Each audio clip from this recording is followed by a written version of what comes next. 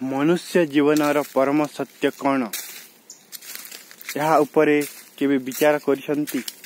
मनुष्य जीवनर परम सत्य केवल हेउछि मृत्यु।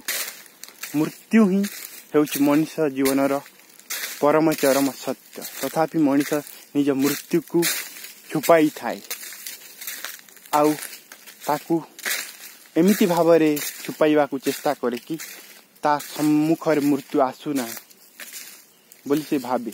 सेथिपई सबु गाँ सहर मानकरे श्मशान घाट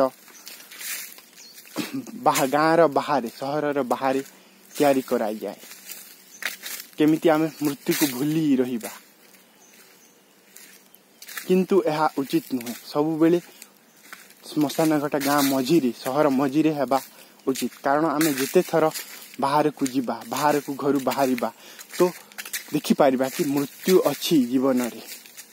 सेतिपई जागरूक एबेठु हेई जाओ नहेले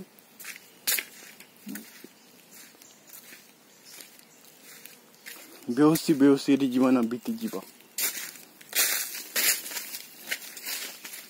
सेमिति तो मनुष्य व्यर्थ कार्य सब बेले लागि थाए किछि ना किछि करिवो। कोन पई करूछ तमे जहा करूछ तार किछि उपयोगिता अछि ना निजकु व्यर्थ कार्य रे ओलझई कोन तुमको मिलुछि।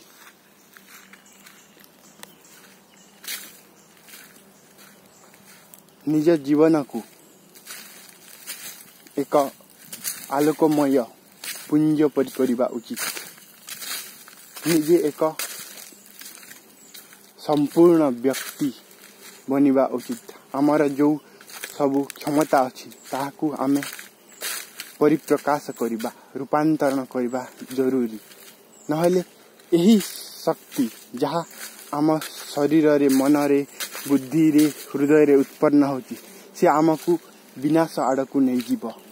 जदि आमे जागरूक न होई एहाकू उपयोग करिबा नाही ए शक्ति ही आमको नष्ट करूची। आउ एहा आम समस्तंकर अनुभव मु किछि नुआ जिनिस कहू नाही। हेले मनुष्य सब देखि कि भी अनदेखा कर दिए सब जानी कि भी अंजना कर दिए। विचित्र मनुष्यर मन।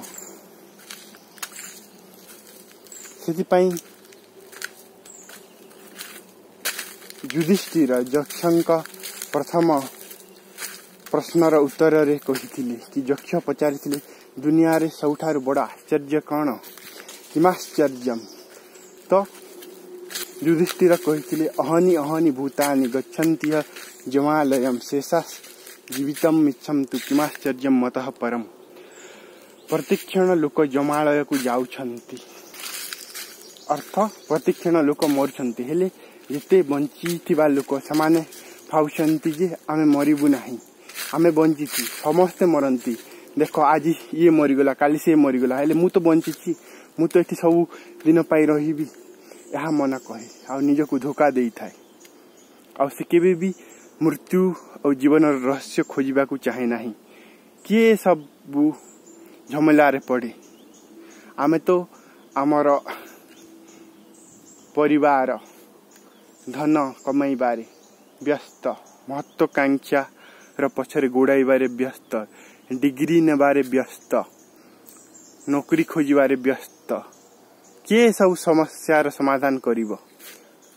एमिति ही व्यर्थतारे मनुष्य जीवन बीती जाए। आउ शेषरे मनुष्य मृत्यु समय जानी पारि जे कि मु बंचिछि ता पूर्वर ताको होश भी आसे नाही। आसक्ति जगु से सब बेले मूढ़ता पूर्ण कार्य करि थाए। परिवार रे ही तार शक्ति समय अर्थ ध्यान नष्ट हो जाए। आ शेषर परिवार भी केही ता साथी रे दियंती ने सब लात विधा मारंती बुढ़ा हो गले केही भी पचारंती नाही। जिते बेले पर्यंत व्यक्ति अर्थ उपार्जन रे शक्त सेते बेले पर्यंत ताकू तार परिवार लोक स्नेह आदर करिवार अभिनय करंती। दुनिया रे केही काहा को प्रेम करंती नाही ना करि पारिबे। करिबा तो बहुत दूरर कथा भाबीबा भी असंभव। कारण तमे निजे दुखी अछ आ जिते बेले पर्यंत निजे दुखी अछ परम आनंद प्राप्ति करी ना से सेतेबेले पर्यंत तुम क्या प्रेम करि पारिबो नाही, कारण तुम प्रेम करिवार ऊर्जा ही नहीं, तुमर हृदय को से ऊर्जा उठी नहीं। तो जागरूक हुआ, बेकारी कार्य निजर मूल्यवान समय बिताओ नहीं, व्यर्थ लोक मानक संगति देखिबारे सुनिबारे निजर जीवन को बिताइले एमिति ही फटीचर अवस्था हो चली तुम जीवन केबे आनंदर वर्षा हेब नाही। सेतिपाई एबेठू सजाग होइकी निज जीवन को एक दिशा दिया, आउ जागो, ग्राहक जागो और ध्यान में डूबो, भक्ति में रंगो, तभी तुम्हारा दुख का निवृत्ति होगा।